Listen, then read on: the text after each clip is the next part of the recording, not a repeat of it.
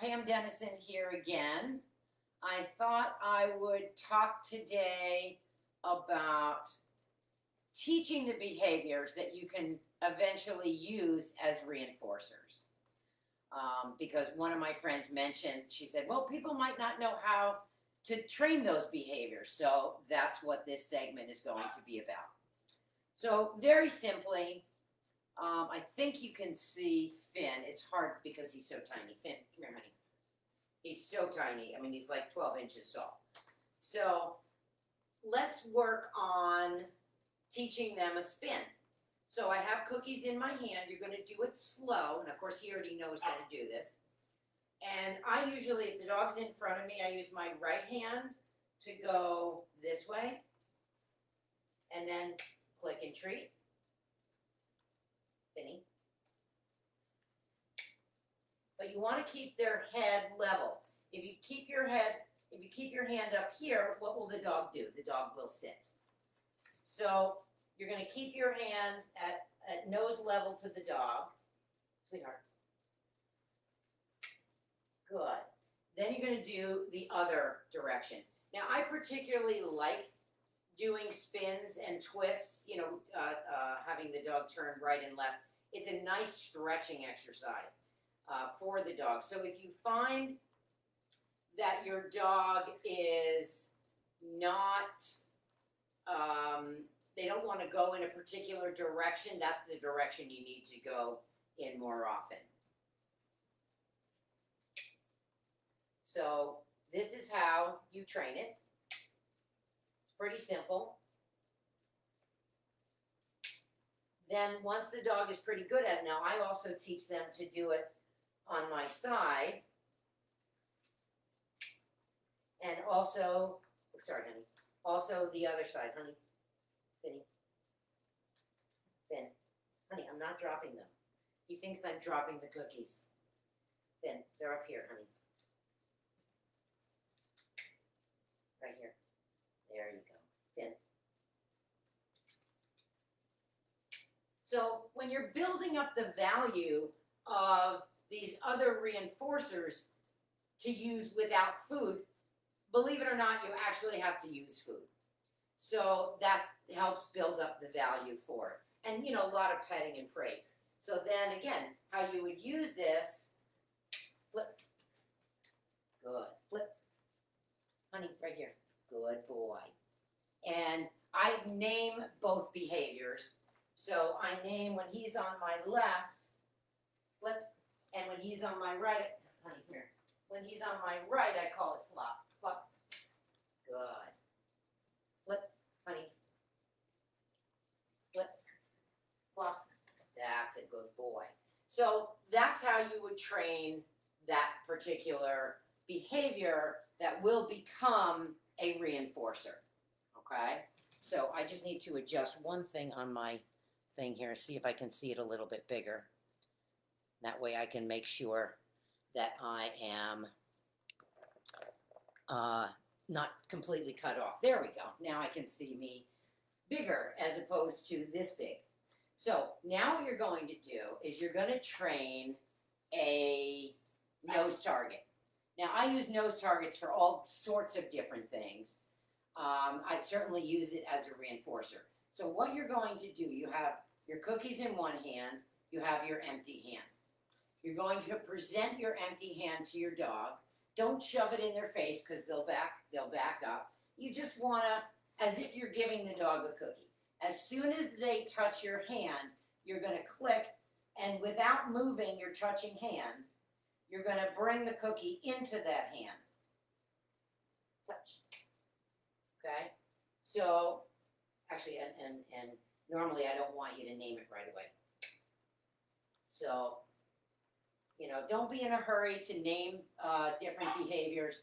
The name's not important. Let's get the behavior first. Okay? So you notice I'm not going like this and then feeding.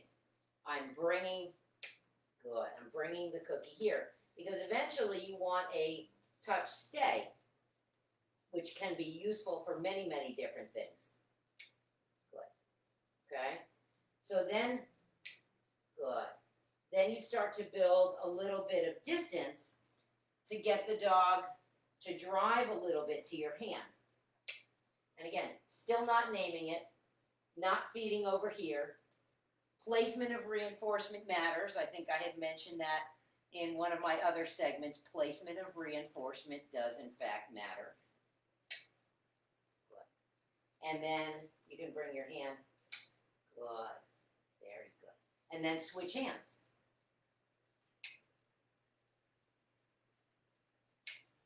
And once the dog is doing it on a regular basis, you would say it's very important to name the behavior when it's happening, not before it's happening.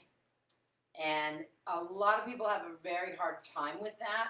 They start to name the behavior before it's happening, and you're naming the wrong behavior. So if I told him to T-O-U-C-H, he would think touch means to stand there.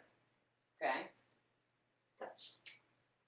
Okay? So you name it as it's happening. And then you make it into a fun little game. Touch. Get it. Good. Up here. Good.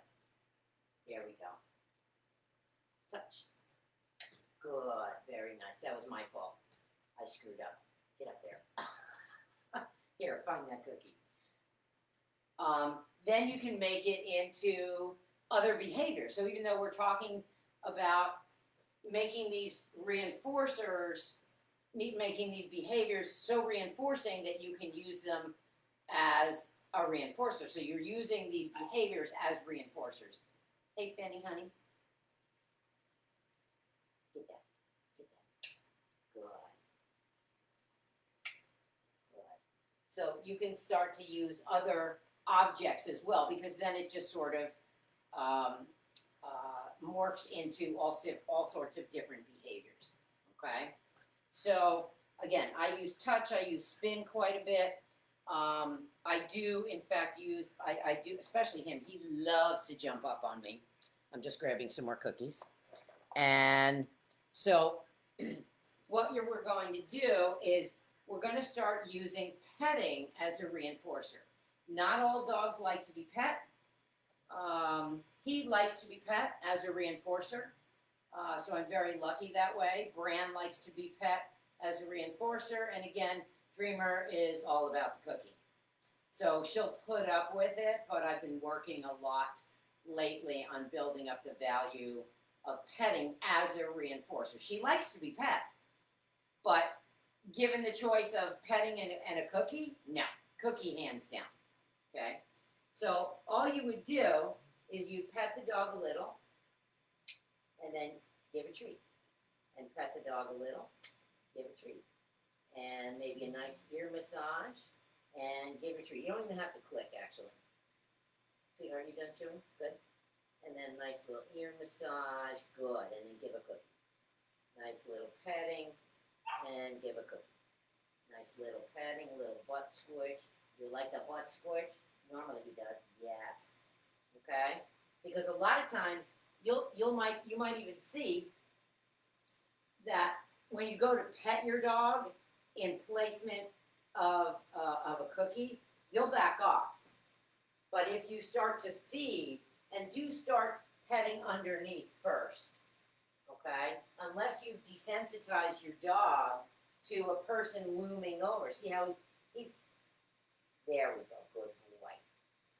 And I've been doing this a lot with my classes too, is desensitizing the dog to people coming up to them and petting them on the head, because it's very scary for most dogs and can be extremely punishing. So we want to make it into a reinforcer. So you're going to pet, and then you're going to feed. And you're going to pet, and then you're going to feed. But don't do, this, because that's annoying. My brothers used to do that to me. And they were really annoying.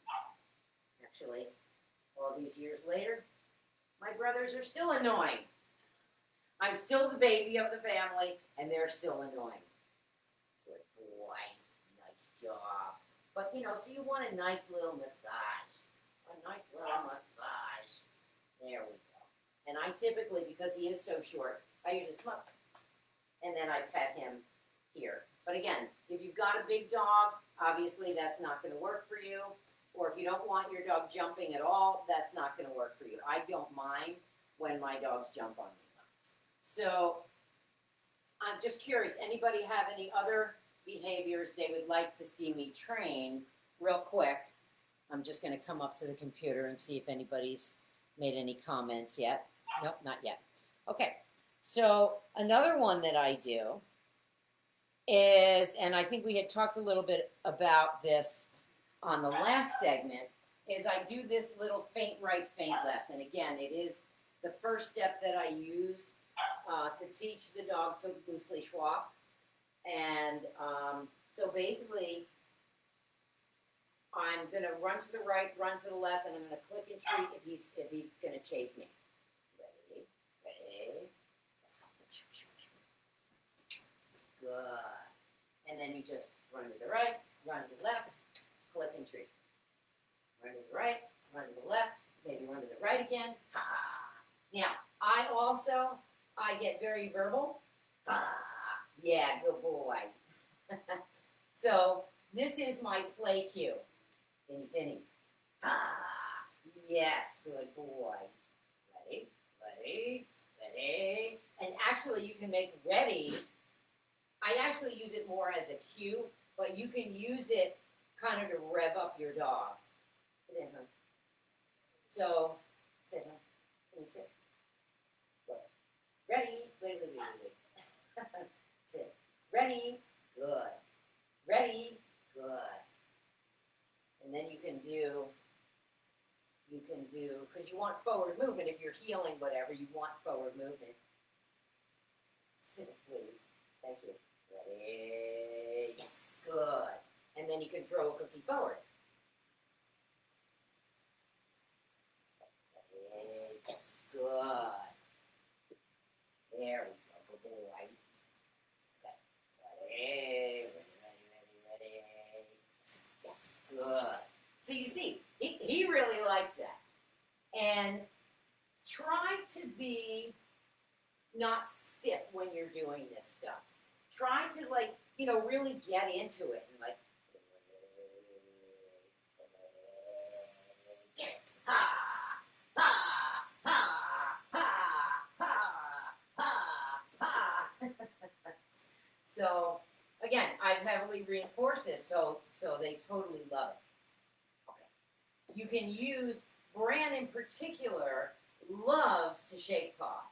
And I have to thank his foster mom, Kelly, because she taught him to shake, and he loves to shake.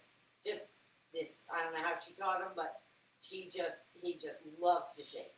So I'm assuming that most people know how to teach a shake paw, but let me just see here. Come here, honey.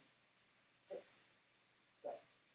I just want to make sure that once I get down on the ground, you guys can still see me. Yeah, you can. Okay, good.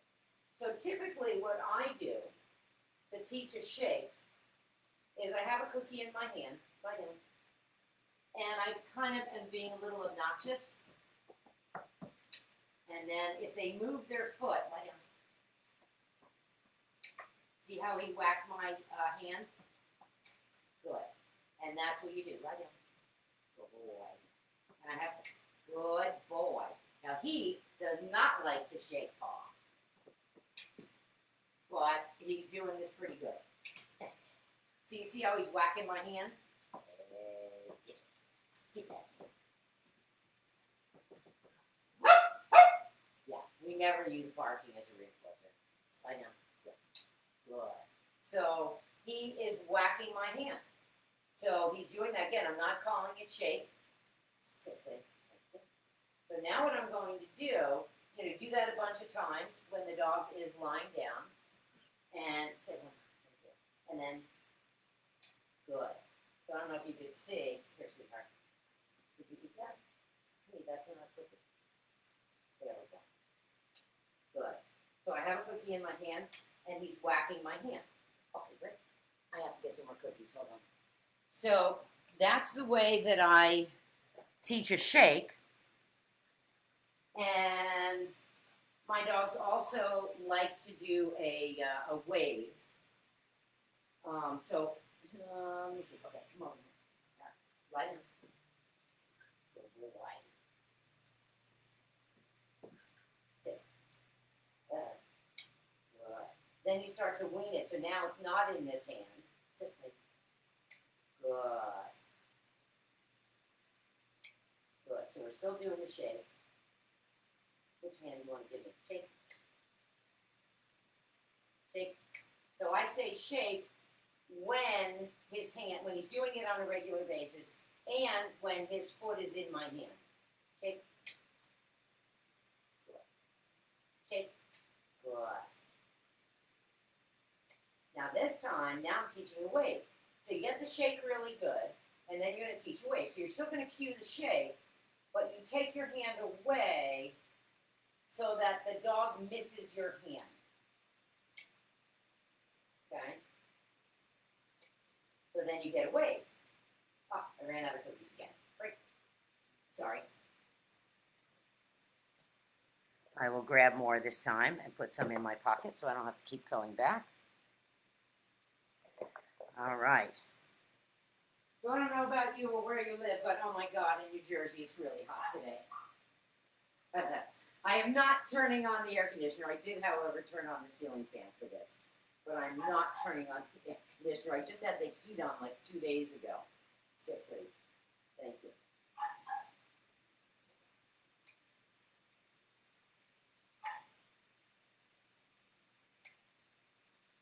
He's a little confused because he's kind of touching my hand.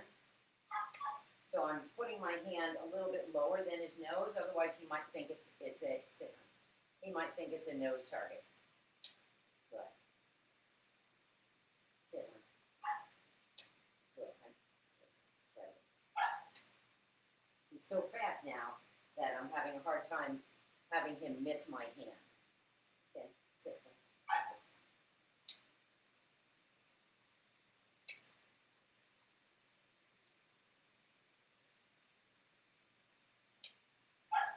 Trying to fade it. Trying to fade my signal. There we go. Sit. Put that right there. Sit. Sit. You're so funny. So Finn is 9 years old. It's terrifying. I remember when I first got him at 15 months old. Sit, please. Good, there we go. So you want to start to fade. Good. So I'm fading the cue a little bit. Sit, please. Good. So once they start, without touching me. Good. Sit, please. There we go. So when they start, because, you know, you're going to do a bunch of reps, and then they're going to start anticipating like he just did. And then what you're going to do is then you can name it. Now, I personally, I don't name it shake. I mean, I do name it shake, or you can name it wave. You know, the shake, honey, shake. But then the wave, I don't like to name it wave. I like to be a little more creative. So I name it, raise your hand, and I'll show you why in a minute. Raise your hand. Sit there. Raise your hand. I forgot to put it. Sorry. Raise your hand. Sit. Raise your hand. Can you sit for me, please? Can you do that? There we go. Raise your hand. Raise your hand. Raise your hand. So then it becomes, who loves mommy? Raise your hand. Sit there. Raise your hand. There we go. So, I mean, isn't that nicer than, you know, wave? Who loves mommy? Raise your hand. Who loves daddy? Raise your hand. Who thinks Pam is the best trainer on the planet? Raise your hand. There we go. Go away. Okay? So again, that's how you would teach a shake and a wave. And you do it enough, and it just becomes, and then you can go crazy. You can, you know, clap and cheer. That's another reinforcer that I use. So, for instance, I'll go, yay, and then give a treat. Of course, I have to have the food in my pocket because I can't clap my hands and have food in my pocket, or have food in my hands at the same time. Ready? Yay! And then clap and cheer. And then give them a cookie. Ready? Yay! And then give a cookie. Ready? Yay! And then give a treat. So you can use that as a reinforcer. So you can use, what we talked about today is a nose target, a spin, a flip and a flop, or spin and twist, whatever you want to name, it's totally fine. So the nose target, the clapping and cheering, the spin and the twist, the shake and the wave, and any other trick you might want to use, and whatever you've taught your dog so far, you can use. If you reinforce it enough, it becomes naturally reinforcing. Like you saw Dreamer, she loves to do the wipeout. She thinks that is hysterical. So you can do that as well. Any tips for teaching a dog to like to be picked up? Yep. So, but not under the belly. Okay, so maybe is there a problem? That's what Kelly says, where her dog doesn't like to be picked up under the belly. I was working with a Papillon, actually, in California, would absolutely bite, no hesitation. So what you can do, let's say, I mean, this is not, a reinforcer, but you can feed a little bit. Here, let me get down on the ground, it's easier. Come over here. Hitting. Sit. Good. So you can put your hand here, click and treat. Put your hand here, click and treat. Put your hand here. See how I'm doing it very slowly, very gradually. So what I'm doing is breaking it down into the smallest of components. And then you can eventually, what we taught this Papillon was we taught the dog lift. Meant I'm going to pick you up, don't bite me, you'll get a cookie. So you can go lift and then give a cookie. And you got it? You got it? Oh, you missed it? Okay. But you break it down. So here, here, here, here, here, heavily reinforced with your hands under here. Lift. You don't want that? No? Okay. Here, take that. Take it.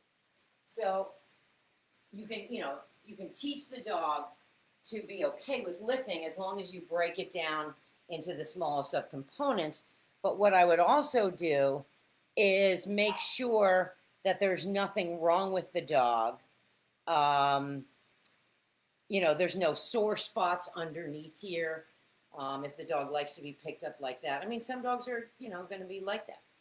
So, so that's what you're going to do. So see what behaviors you can come up with that you can use, build up enough value, and then you can start to use them like I started to do in the last Facebook Live, where I showed you how to actually use them. So this is dedicated to Laura because she said that, well, people may not know how to train these. So that's why I did this segment today. And if you have any questions, feel free to comment, feel free to share, feel free to check out my website, Pam at Positive Dogs. That's my thing. It's PamDennison.com, sorry. And then also I do have a DVD, which is in my office. I forgot to bring it with me, and I don't feel like running off camera. But it's called The Magic of Shaping. And there's like 30 plus tricks in there. Like one behavior that he loves to do a handstand. But my floor is too slippery here, so I'm not going to ask him to do it. And I don't think he would do it because it's slippery and I don't want him to do it. But he's on the cover doing a handstand. So, and you can, the easy button, wipe their feet. You can use a whole bunch of different things. But I like to typically use behaviors, aka tricks, to use as reinforcers that typically don't need a prop, okay? Because you're not always going to have props with you. Oh, you know what else you can use too?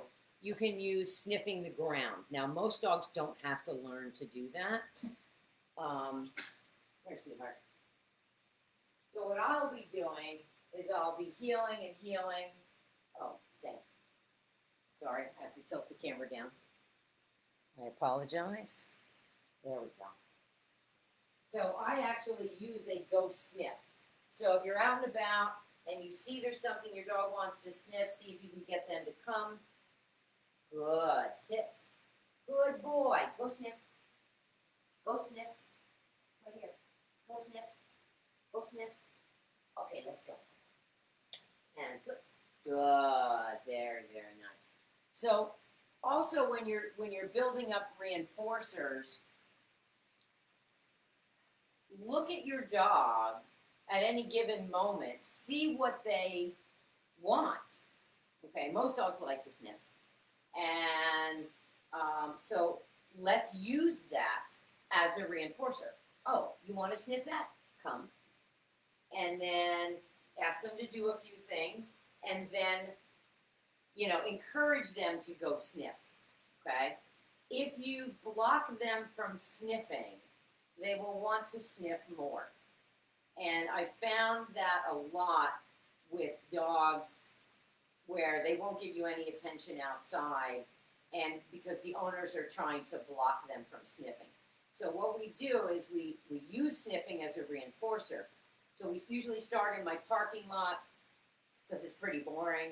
And so a step or two of heeling, and then especially like 1 or 2 steps in the beginning, and then click, and then we race over to the grass. And we encourage them, go sniff. You put your fingers right in the grass. Go sniff, go sniff, go sniff. And then call them back. And then, you know, couple more steps of healing, click, and then run to the grass again. Find a different spot. Go sniff, go sniff, go sniff. Usually, within just a few minutes, the dogs don't want to sniff. They're more than willing to stay with you. So you can use sniffing as a reinforcer as well. Okay? So I haven't decided on my next topic, but I think I'm going to do Mondays and Fridays. And but if anybody has an idea for a topic, please let me know. Shoot me an email or a PM here. And I will talk to you soon, and I hope you have a wonderful weekend. Don't know what the weather's going to be like, but I hope we have a good day. And I'll see you next time. Bye. And Finn says bye too.